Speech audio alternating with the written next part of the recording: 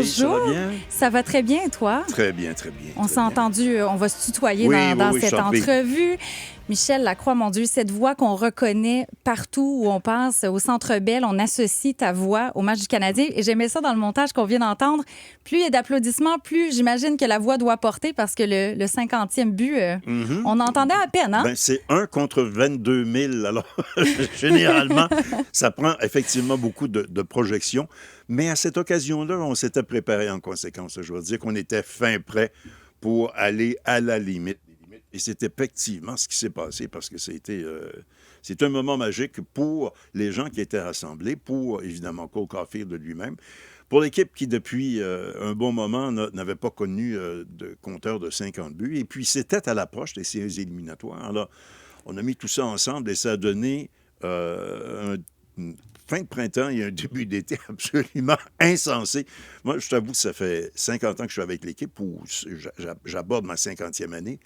J'ai jamais ressenti autant de passion chez les gens que Ah cette oui? année. C'était En 50 ans? parce que dans les années 70, on tenait pour acquis qu'on gagnait chaque match. On avait la meilleure équipe de la Ligue nationale de hockey, Ken Dryden, Guy Lafleur, Serge Chavard, Larry Robinson. On avait, bon, c'était devenu monnaie courante. On gagne 4 Coupes Stanley dans les années 70, on gagne en 86. Mais là, on a traversé des périodes difficiles et enfin, on pouvait célébrer quelque chose. Et Dieu sait qu'on n'a pas eu l'occasion de célébrer grand-chose au Québec et à Montréal au cours des dernières années. Alors là, et puis je dis Montréal, mais en fait, c'est partout au Québec. Mhm. Parce que les gens nous communiquaient des choses absolument extraordinaires de la Gaspésie en passant par l'Abitibi. C'était phénoménal. Et puis tout le monde a embarqué. Les gens qui arrivaient au Centre Bell pour les séries éliminatoires disaient « Tu devrais voir le métro, ça n'a aucun sens. C'est une marée de chandails rouges partout, dans les rues, les terrasses, tout le monde se promène, tout le monde est souriant. » Tu te dis « Bon, ben, voilà. » Ah, ça faisait du bien. C'est ça, les Canadiens de Montréal. Ça faisait du Ouais. bien, ces séries-là, ce printemps-là. On te reçoit, Michel, pas pour juste parler des Canadiens, on va parler aussi des Jeux olympiques quand c'est le 50e anniversaire. Ça, c'était aussi une autre célébration, Oui, une belle. oui, justement, je vais aller là. On reviendra à l'équipe aux Canadiens peut-être un peu plus tard parce que je veux quand même t'entendre là-dessus. Mais tu as été annonceur pour les Jeux olympiques de 1976 à l'âge de 22 ans seulement pour les épreuves d'athlétisme. Comment est-ce que c'est arrivé, ce contrat-là? Ben écoute, moi, j'ai fait de l'athlétisme quand j'étais étudiant. Mon entraîneur, c'était Joe Maléjac. Et c'est Jean-Paul Baer qui, éventuellement, est devenu un collègue de travail pour les Jeux olympiques, qui était mon prof d'éducation physique. J'étais au Collège classique à l'époque. C'est comme ça que je me suis retrouvé en athlétisme. Et puis, à un moment donné, on m'a demandé, quand Joe n'était pas disponible, de faire des annonces pour justement animer les compétitions d'athlétisme. J'ai adoré ça. J'en ai fait de plus en plus. Du niveau local, régional, provincial, national et international. Et puis, on a dit, bon, ben, je pense que tu devrais accrocher tes crampons tout de suite et te tourner vers le micro qui est là. Et c'est comme ça, effectivement, que je me suis retrouvé à l'âge de 22 ans avec Larry Eldridge, qui était le directeur de la compétition en athlétisme à Montréal. Il a dit, si tu veux le poste, il est disponible, c'est pour toi. Alors, j'ai dit, OK, 22 ans, beau défi à relever. J'étais, à l'époque, j'étais aussi assez cassé. Alors, j'ai jumelé les deux. Et puis, pendant des semaines et des semaines, avec des camions et des grues encore à l'intérieur du stade olympique, on a préparé lentement mais sûrement l'entrée en scène pour les Jeux de Montréal, tout simplement. Et ton meilleur souvenir de ces Jeux-là? Écoute, j'en ai plusieurs. Évidemment que quand on était à l'athlétisme, la médaille d'argent de Greg Joy, qui a été célébrée pendant des années et des années, même pendant la présentation des hymnes nationaux à la télé, ça a été un moment absolument extraordinaire. Mais ce qui, pour moi, a été magnifique, c'est... D'abord, on n'a pas l'occasion, en tout cas pas à cette époque-là, d'avoir un stade de 75-80 000 personnes devant soi et d'être l'animateur de ça. J'étais au Forum. Le Forum, c'était 16 000 spectateurs. On allait à des matchs de baseball ou de football à l'étranger. C'était quand même gigantesque. Mais là, on a 75-80 000 personnes devant soi. C'est une compétition d'importance. Ce sont des Jeux olympiques. Et là, voilà qu'on s'installe dans la chaise et qu'on dit, mesdames, messieurs, bienvenue au Stade olympique de Montréal pour la présentation des Jeux de la 21e Olympiade. Et là, boum, ça déboule, les compétitions se déroulent et c'est le bonheur total de s'installer dans la chaise. Tu te dis, bon, ben, je pense que c'est le début d'une superbe aventure qui se poursuit encore aujourd'hui là, sans aucun problème. Oui, parce que les Olympiques, en plus, chez nous, on n'est pas en train de commenter non plus quelque chose à l'étranger. Ça se passait à Montréal. Il y avait sûrement cette fierté-là de dire on veut montrer au reste du monde qu'on est capable. Bon, le stade olympique, c'était pas parfait, mais on est capable de faire quelque chose. Mais fierté et découverte aussi, parce que je suis de cette jeune génération de journalistes qui... Cette génération-là est arrivée juste à temps pour les Jeux olympiques de Montréal. Et on a fait la découverte de notre métier, comme ça, sur le tas, mais en étant associé à la plus grande manifestation sportive au monde. Et ça nous permettait aussi de parler aux Québécois. Il n'y avait pas une foule de gens qui connaissaient l'aviron, le canoë-kayak, l'escrime, la lutte olympique. Bref, on a initié les amateurs de sport à autre chose que du hockey et du baseball et du football. Et progressivement, les jeux, non pas les jeux, mais les gens se sont intéressés. Évidemment, on avait un petit peu de spectateurs quand on est de la Pointe-Claire pour la natation. Edgar Théoret avait à l'époque fait quelque chose d'extraordinaire de ce côté-là. Mais la gymnastique, le Nadia était arrivé au Forum de Montréal. Les gens qui parlent du gymnastique maintenant, aujourd'hui, c'était en quantité très, très, très limitée. Je parlais de l'escrime puis de l'aviron. On a un bassin olympique absolument extraordinaire. Si je te dis pentathlon moderne, même encore aujourd'hui, les gens du pentathlon moderne. Mais c'est ça, c'était véritablement la découverte. Et puis, écoute, les installations olympiques étaient formidables. Il y avait bien sûr le stade, mais il y avait le vélodrome aux côtés. C'est vrai. Et puis, il y avait les deux pyramides qui étaient magnifiques, le village olympique. Et puis, il y avait Claude Robillard, puis il y avait Étienne Desmarteaux. Alors, somme toute, on a permis à la population de Montréal de s'intéresser à d'autres sports que les sports traditionnels ici. Et puis, je pense que c'était un héritage absolument extraordinaire que les Jeux de Montréal. Est-ce que tu aimerais revoir des Jeux olympiques à Montréal éventuellement? Pas certain. Pas certain pour plusieurs raisons. D'abord parce que j'ai un peu déchanté. Moi, j'en ai fait 18. Fait que c'est pas... Mais je t'avoue que le côté politique m'agace profondément, le côté financier m'agace énormément aussi. On laisse les athlètes on les laisse de côté, véritablement. Et ce sont des figures politiques qui se sont emparées de tout ça. On n'a qu'à regarder ce qui se passe du côté la Coupe du Monde? De la Coupe du Monde, c'est absolument... Mais les fédérations internationales sont grandement responsables de ça, puis on les a laissés faire. Ça, c'est une autre histoire. Et puis là, on a des exemples de pseudo-corruption à peine cachée, d'appels de politiciens, mais tu sais, 76, c'est aussi un d'arbitrage. problème... c'était le problème olympique et politique, parce que les nations africaines ont quitté le village olympique avant le début des compétitions. Ça nous a privé d'excellents athlètes, particulièrement en athlétisme. Il y a toujours eu quelque chose qui a cloché. Munich, évidemment, le massacre en 1972. En 1968, à Mexico, les manifestations des étudiants. Bref, il y a toujours eu un côté politique associé à ça. Mais là, ça déborde véritablement. Et l'aspect financier, Dieu merci, là, le CIO a compris que dorénavant, on va payer les athlètes pour participer aux Jeux olympiques. Il encaissait des milliards de dollars, et puis les athlètes s'entraînaient et n'étaient payés que par petites subventions gouvernementales. Alors ça a commencé à changer, parce que c'est drôlement difficile d'aller chercher des fonds pour permettre à ces athlètes-là, une fois tous les 2 ans, été, hiver, évidemment, de pouvoir évoluer sur une scène qui est, en principe, là, qui devrait être beaucoup plus...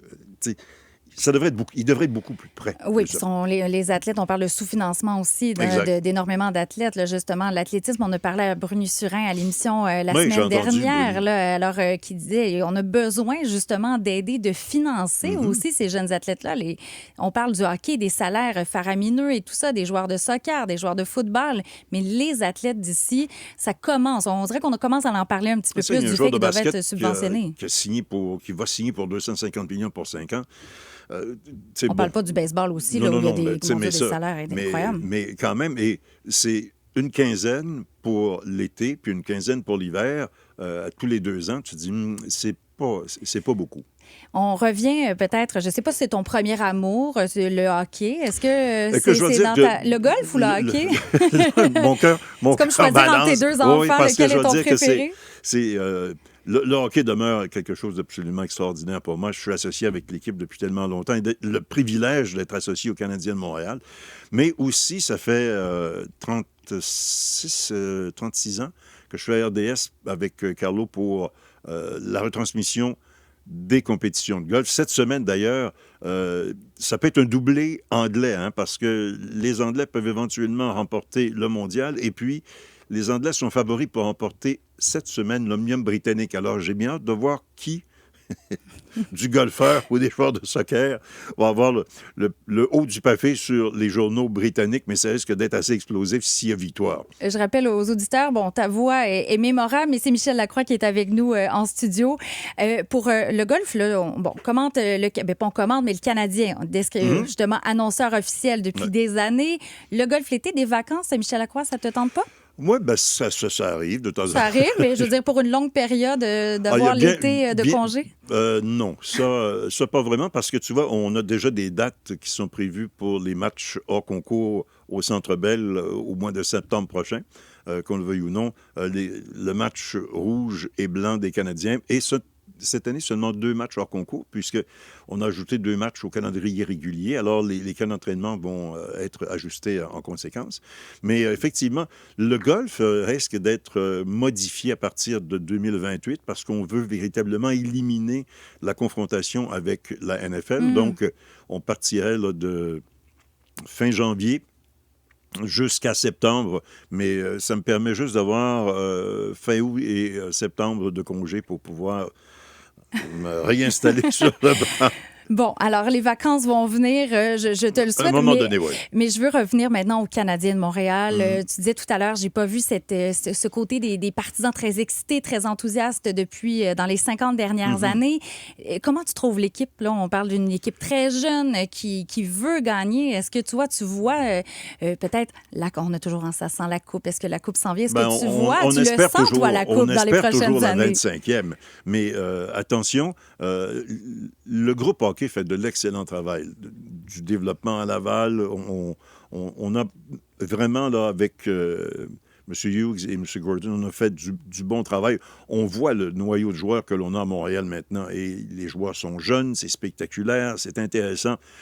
On a été éliminé par les champions de la Coupe Stanley. Là, tu dis, bon, ben, on s'attend à quoi? On s'attend à avoir de meilleures performances la saison prochaine. Mais attention, puis j'en parlais hier, j'étais avec les vétérans. On était avec Chris Nyland hier, c'était son tournoi de golf. Et puis, il y avait une trentaine de vieux gars des Canadiens, de Larry Robinson à Rick Green. Puis on se disait, oui, on a sûrement une meilleure équipe, mais attention, l'an prochain, quand on va aller jouer, peu importe où, ils vont nous attendre. Parce que là, ils vont dire, ce sont les Canadiens de Montréal, on a vu ce qu'ils sont capables de faire, on a vu l'an passé ce que ça a donné, mais là, on va devoir réagir différemment. Nous, on va devoir travailler encore plus fort pour obtenir les mêmes résultats. Et ça, je dois dire que ça fait partie du casse-tête. Là, on va devoir travailler plus fort pour obtenir autant de succès. Oui, absolument, parce qu'ils ont quand même causé une certaine surprise. Il y a des gens qui disaient, bon, il va être éliminé en 4 matchs. Et finalement, on s'est accroché. Des fois, on a eu des sueurs froides, mais on s'est quand même rendu assez loin dans les séries. C'est ça. Mais on relève les défis un par un, série par série, tranquillement, pas vite, pour éventuellement se rendre jusqu'au bout. C'est ça qui est extraordinaire. C'est ce qu'en anglais, on dit, c'est pour ça qu'on joue. That's why we play the game.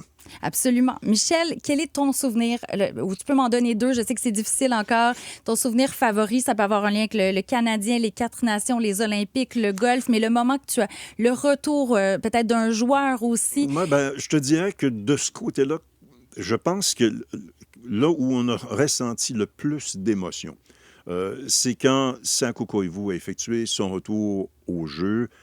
Il soignait un cancer, il a été absent, mais ce qu'on a ressenti à l'intérieur du building, ça dépassait, c'était bien au-delà du caractère sportif, bien au-delà du match de hockey. C'était l'essence de la vie qui était devant nous autres. Tu dis, ce gars-là est revenu de tellement loin. Et il y a de l'espoir. Ça a donné de l'espoir à beaucoup de monde. La Fondation a aussi permis d'avoir des instruments qui vont détecter davantage, qui vont soigner davantage les cancers, etc.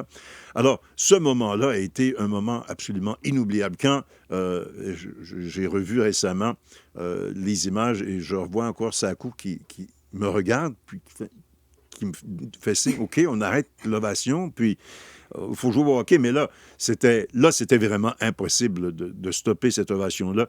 Bien senti, les gens aussi ont dit bravo. Et ça, là, pour moi, tu sais, quand on parle de sport, on parle d'émotion, mais là, on était vraiment au-delà de tout ça. Évidemment que le côté sportif, les victoires, les Coupes Stanley, c'est sûr que c'est absolument extraordinaire. Mais ça, là, c'est un élément clé pour moi de dire, bon, ben, on est allé peut-être un petit peu plus loin que d'habitude. Et j'étais très fier d'avoir été là. Je trouve ça bien quand tu parles d'émotion, hein, justement, parce que Jakub Dobeš, qu'on a découvert aussi, Oui. le voir rire, être baveux, hein, ça, je pense que je peux me permettre de dire Ouais, ça. absolument. Les larmes aux yeux, il y avait un moment où il avait même pleuré, puis là, il disait, bon, il est trop émotif. C'était beau aussi de voir ça, qu'un joueur peut être passionné. Il n'est pas obligé d'être de glace, puis d'être juste concentré sur son jeu. Mais on le voit aux Jeux olympiques, on voit les réactions des athlètes, qu'ils soient gagnants, qu'ils soient perdants. On l'a vu tout récemment à Wimbledon. Et c'est comme ça. Puis, je vois, moi, à chaque dimanche, quand on termine un championnat, de voir, les larmes, le joueur qui sert son cadet, qui va voir ses enfants, qui parle à son coach et qui dit... C'est la réalisation de 25-30 ans de carrière. Alors, c'est ça qui est formidable. Tu te dis, bon, ben, et l'émotion, on compte sur l'émotion pour justement avoir cette atmosphère unique qu'on a au Centre Bell grâce à nos amateurs. Parce que on dit du Centre Bell que c'est le meilleur amphithéâtre pour jouer à cause justement de l'atmosphère qui y règne, de la réaction des gens, de tout ce que l'on a mis autour du match, de l'expérience de match comme tel. C'est devenu tout aussi important que ce qui se passe sur la glace, bien souvent. Oui, puis ta voix est tout aussi importante, Michel Lacroix. Merci beaucoup. Valérie, au plaisir. J'en aurais pris encore plus, mais bon, je dois te laisser filer. Merci. N'hésite pas. J'espère qu'on va se reparler. Bien sûrement. Bon été. Merci. Bon été. C'était Michel Lacroix, la voix officielle des Canadiens de Montréal, mais aussi, on voulait parler de son début de carrière avec les Jeux olympiques de Montréal en 1976. On s'arrête pour une courte pause.